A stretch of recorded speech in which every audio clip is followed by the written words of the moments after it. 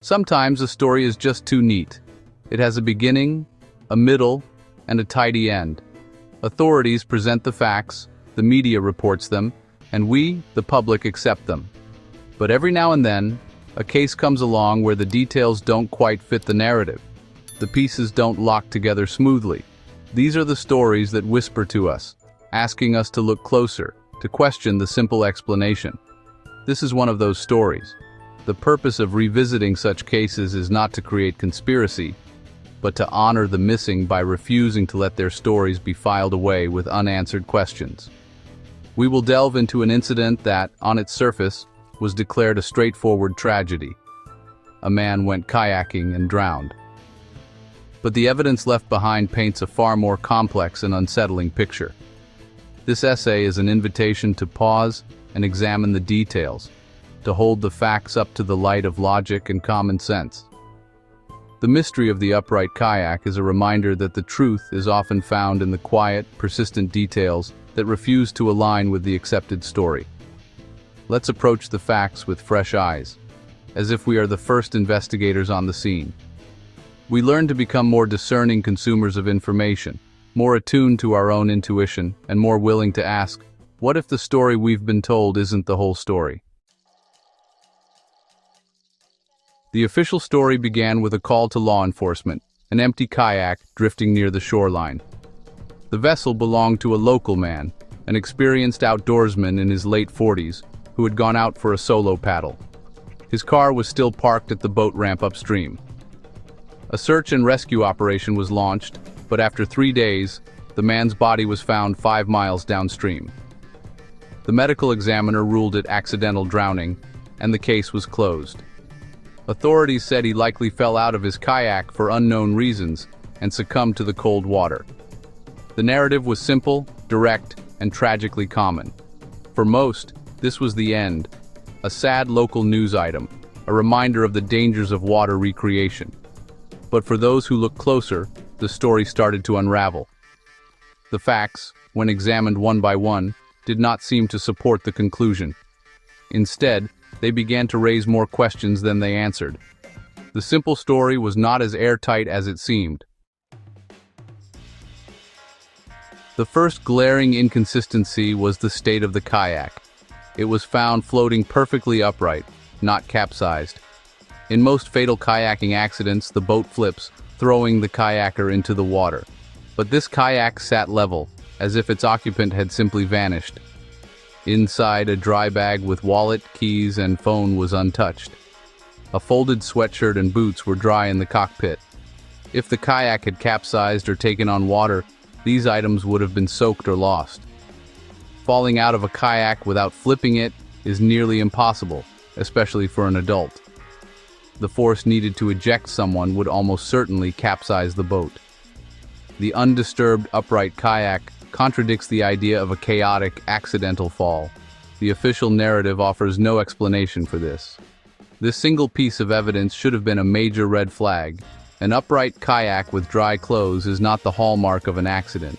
It's the hallmark of someone calmly getting out, or something else entirely.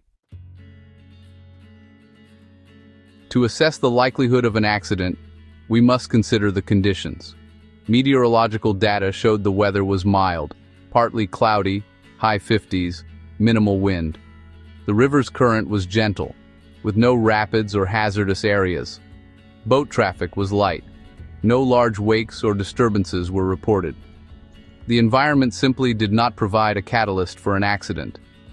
Many drownings are caused by sudden storms or rough water, but here, the elements were peaceful.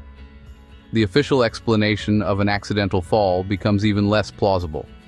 On a calm day, on a slow river, what would cause an experienced kayaker to fall in?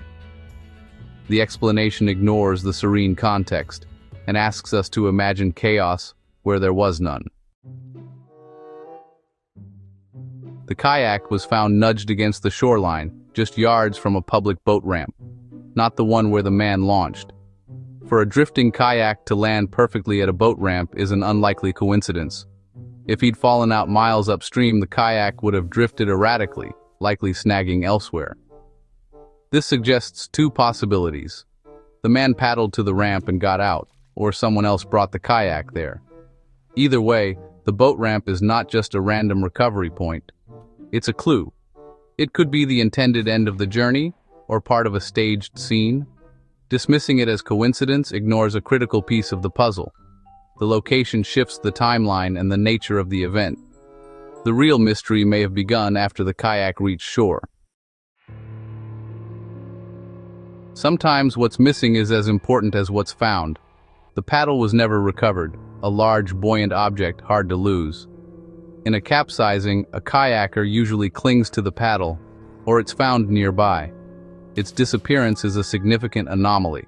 There's also no clear timeline. The man was last seen launching, his body found days later, miles away. No one saw an empty kayak drifting. No one heard a cry for help. There's no accident scene, no scattered items, no splash marks, no floating debris. The river offered no clues linking the kayak and the body. These missing pieces create a vacuum at the heart of the official story. When cases like this are closed quickly, these gaps are brushed aside as unknowable. But easy answers are not satisfying ones. They patch holes in a weak narrative, allowing doubt to be filed away. The absence of evidence is itself a clue. Why do questionable narratives stick? Cognitive ease.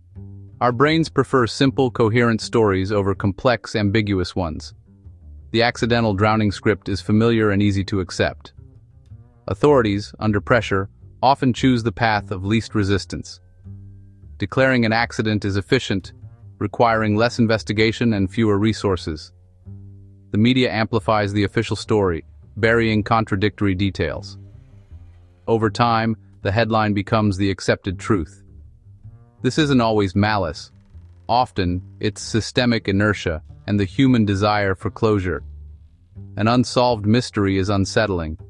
An accidental death is contained. By accepting the simple story, we restore order but risk overlooking the truth. Unanswered questions are left behind.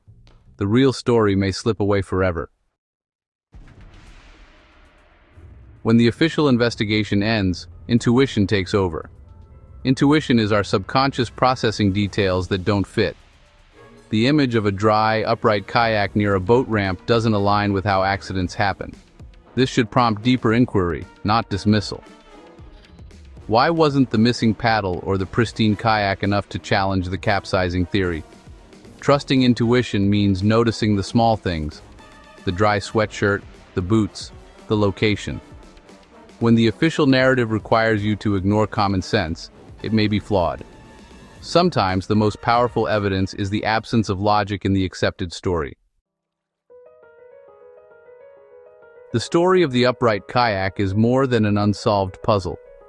It's a case study in questioning the narratives we're given.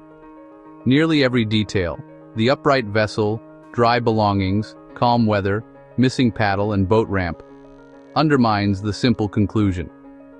The evidence points to a deliberate, mysterious sequence of events. In a world full of official stories, this case warns against passive acceptance. When we fail to ask questions, the truth remains buried. To question is not to disrespect authority, but to seek a more complete truth. The officials likely did their best, but by focusing only on the body, they missed the story told by the kayak. The mystery will likely never be solved, but the questions it raises are timeless. When a story doesn't add up, who do you trust? The official conclusion, or your own gut feeling that there's more to the story?